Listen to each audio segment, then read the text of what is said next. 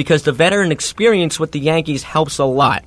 I said earlier in the year that this kind of reminds me of the 90s Yankees because and even of the 2015 Cubs. Like, they weren't there yet, but there was a lot of veteran experience and young players that produced right away. And it just they're meshing together. And with Matt Holliday and Starlin Castro, who is still young, but he's considered a veteran, it's just gonna help depth. It's gonna help deepen the lineup for the Yankees because right now, Ronald Torreyes, who is very good defensively, but hitting, I'm not very high on him. He's a nice player. He's a solid player. But I can't rely on him if there's 2 outs and a runner on second in the bottom of the 7th or the 8th, where the most important runs need to be scored, because the Yankees have that problem too. They can't bring the runners home. There was a game where there was a runner on second and third, no outs, nobody scored. And that's awful, because if you're the Yankees, you need to win these games. There are a lot of close games that the Yankees should have won, and they lost. And it's amazing that they're 2.5 games behind Boston now. It's unbelievable, yeah.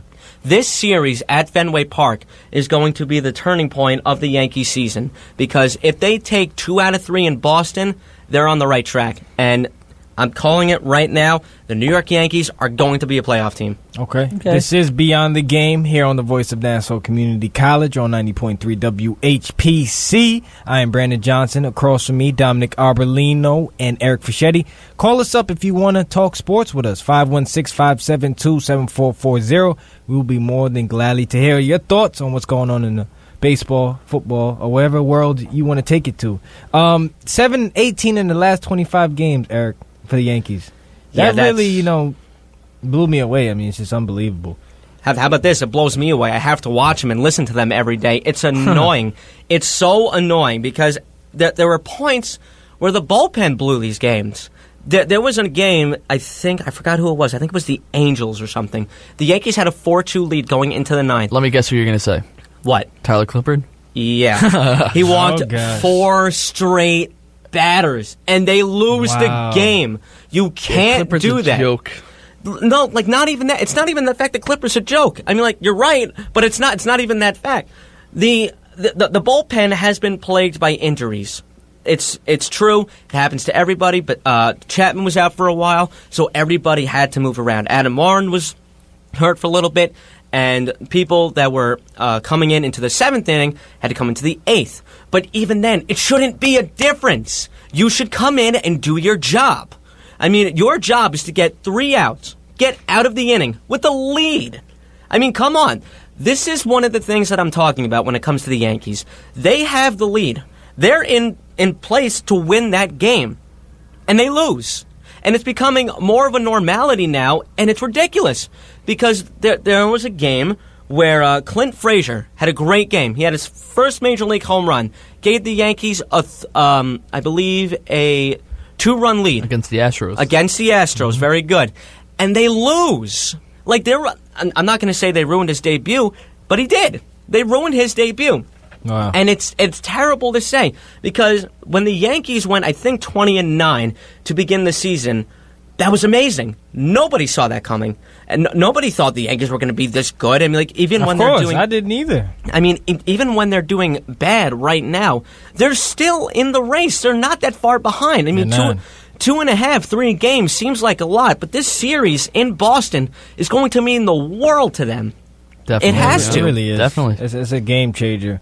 But I tell you what is a game changer. It's hockey, because we got to talk about forward Tyler Johnson, who has re-signed with the Tampa Bay Lightning on a 7-year contract worth $35 million. No relation to Brandon Johnson. No relation, right? Of course not. Johnson is coming off a season which he had 19 goals and 45 points in 66 games, which tied for 3rd in goals on the team and 5th in points during the 5th season with Tampa Bay. So one of you guys can take it away from here. I'll take it. All right, go ahead. All right. I'm running out of bread, so you take it. I definitely think it's a good move for the Lightning. For you. I think, he's definitely, you saw it in their run to the Cup against the Blackhawks. Unfortunately, they came up short, but you saw Tyler Johnson went off that playoffs, and ever since he's been such a role player for the team, so I think it was a must resign for them. I definitely think it possibly could have been a little too much money, and, it is 7 years, so I don't know. I personally, I think it's a good deal. A player like Tyler Johnson. He can change the game. He's a role model to the young guys, and he's not even that old either. So I think it's definitely a good move for the Lightning overall. I personally think it's a bargain. I'm agreeing with you there because he can be one of the top centers in the Eastern Conference. Like in the league, maybe not yet, but when it comes to Tampa Bay Lightning, they always seem to be relevant. Even when Stamkos was hurt for that, what was it, like 4 months or something like that? Yeah. He was on my fantasy team. Oh, I still remember. I never played fantasy hockey. It's fun. It's fun. It's confusing to me.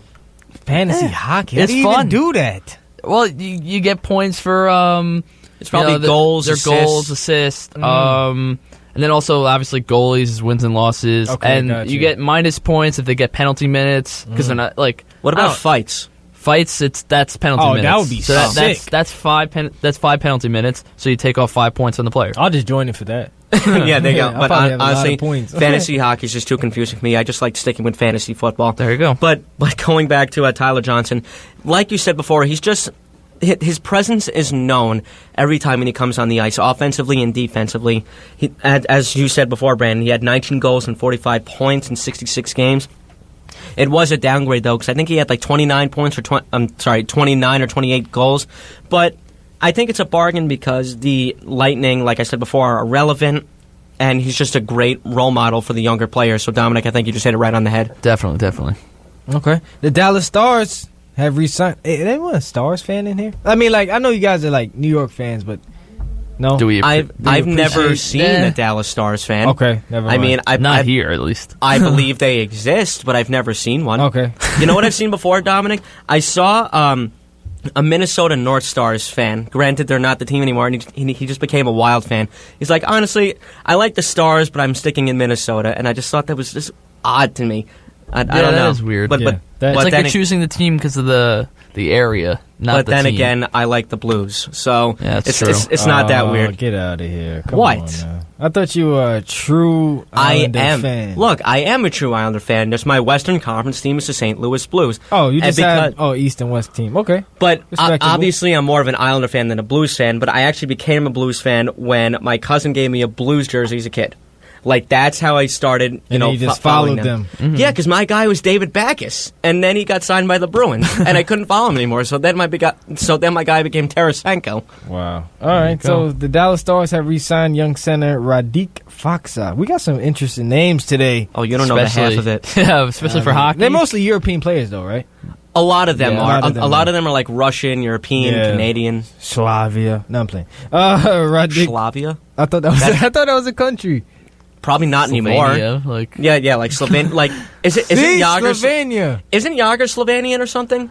I don't know. He's definitely like Russian. I know that. Okay, never mind. I threw you guys off. So a 3-year deal worth $6.6 million, and he's coming off his first full NHL season where he had 12 goals and 21 assists in 80 games. He was drafted 13 overall by the Stars in 2012. He has played in 125 regular season games and 13 playoff games over the past 2 seasons.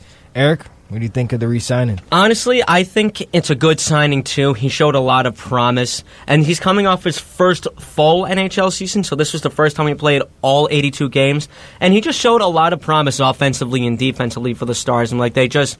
granted, they did lose Antti Niemi, but it seems like the Stars always make noise in the Western Conference. I think this is a very good signing. He's a young guy. He's got a whole lot of upside, and he can only go up from here. So, honestly, I think the Stars made a good move when he signed in. It's only 3 years, so if it doesn't work out, they could possibly trade him. Plus, it's cheap.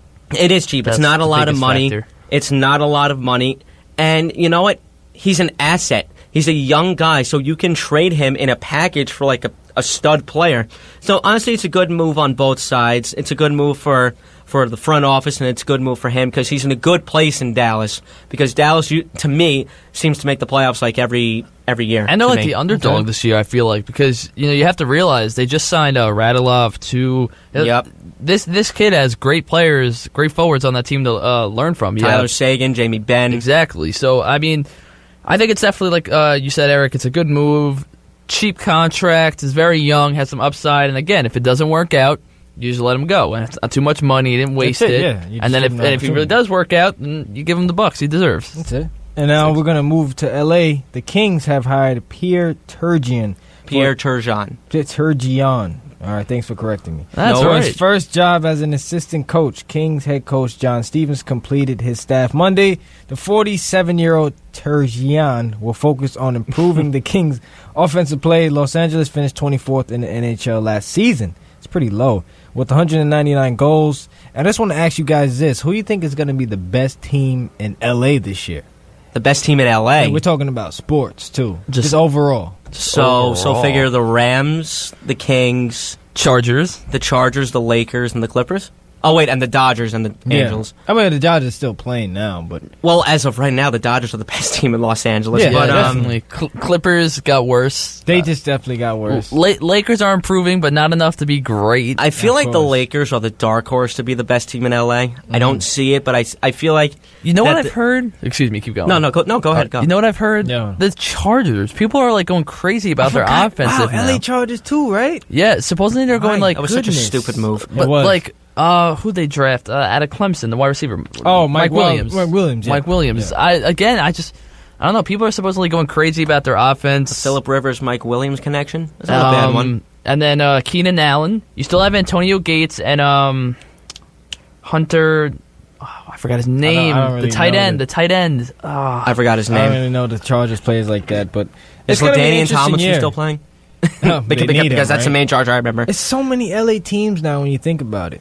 Oh yeah. That's a good question. I think that the Lakers could be good. Probably not great, but if we're talking about like the best team in LA, honestly, maybe the Chargers. Chargers, you think? Nah. Maybe the Chargers. I mean, like, think about yeah, it. Because when you think about it, it's either the Chargers or the Rams are going to be at the bottom of the division. I think the You know what I Rams are going to underperform, though, but Oh, the Rams are trash. Oh, God. just- I'm just saying it flat out. Because come on, I mean, They're in the NFC West. again, though. they definitely made some improvements like this offseason on like in terms of just the head coach position. Obviously, Jeff Fisher wasn't working out. You have the youngest head coach now, which that could be a problem because yeah, but there could be players that are older than him. all right, it doesn't matter. No, but like, would you if you're an older player looking at a coach that is younger than you, are you going to listen to him like that much? Well, I mean, you should. It You're getting depends. paid Yeah, to play on for the trust. team. yeah, yeah. obviously you should, but will they? That's it. That's up to them. You know what I mean? We're here to talk about it. By the way, his But, name was Hunter Henry, tight end. Hunter Henry, And okay. also, Henry, okay. also another guy you can't forget about is Melvin Gordon. Melvin Gordon, I forgot about He him. had a great year last year. Exactly. And a lot of people didn't believe him in the first year. But, guys, what do we take away from the deal that I mentioned with hiring the coach, Pierre Turgeon? I mean, I think it's a good move for the Kings. It could definitely help out their offense a lot. I mean, I was surprised when they got rid of what was it? What was their head coach? I can't. Daryl Sutter. Yeah, yeah. I was surprised when you saw that happen. So, I mean, I don't know. I'm kind of worried about the They Kings. also got rid of their GM. I think his name was Lombardi. Yes, I don't know. I don't know. Really know what to expect from the Kings. I think that if you're the NHL, you have to look out for the Kings because with Pierre Turgeon, he had as a player 1,327 points. Okay, just remember that number in 1,294 games. So obviously he had more points in almost. Well, granted, it's not that many points in that many games, but it's over 19 seasons. This guy was a solid role player, and the one thing that comes to my mind is when he played for the Islanders. When Pierre Turgeon played for the Islanders, he was a solid goal scorer. And you know what? These players are going to listen to him, like Drew Doughty, Anze Kopitar, Dustin Brown. Who else is there? Marian Gaborik is going to listen to him. I think this Tyler is a good Toffoli. move. Yep, Toffoli's going to listen to him. Jake Muzzin. Okay, Quick. okay, we get it. No, Name but the like, whole team, though. who's the goalie? Jonathan Quick. There you go, beat him. But honestly, this is a good move for the Kings. As a fan who obviously I didn't grow up with Pierre Turgeon, but I know what he did for the Islanders. He was a solid goal scorer, and I think that he can help the Kings be better in the scoring position. Yeah, definitely. Okay. I mean, that's pretty much all you can take from it. It's a head coaching hire. I mean, not head coach, but it's a coaching hire. So It's also it's hard to make something out of a coaching hirement. It also seems too early because the NHL training camp hasn't really started. Yeah, it's yet. pretty much it's the dead season for hockey, Even basketball, football too. football. Yeah, I mean, football is like right around the corner, so it's like you're like, oh yeah, you're anxious for it. Summertime, training but camp, all that stuff. yeah, Okay. Well, you're listening to the Beyond the Game here on the Voice of Nassau Community College on 90.3 WHPC. I am Brandon Johnson. Across from me, Eric Fischetti and Don.